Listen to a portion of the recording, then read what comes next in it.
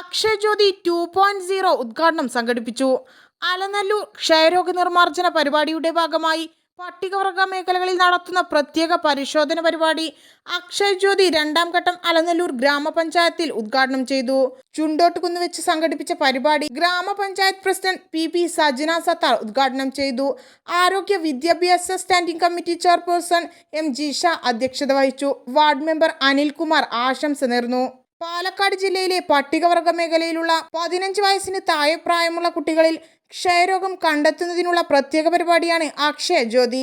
ആദ്യഘട്ടത്തിൽ അട്ടപ്പാടി ഉൾപ്പെടെയുള്ള പ്രദേശങ്ങളിൽ നടന്ന ഈ പരിപാടി പട്ടികവർഗ മേഖലകളുള്ള പഞ്ചായത്തുകളിൽ രണ്ടാം ഘട്ടത്തിൽ നടപ്പിലാക്കി വരികയാണ്.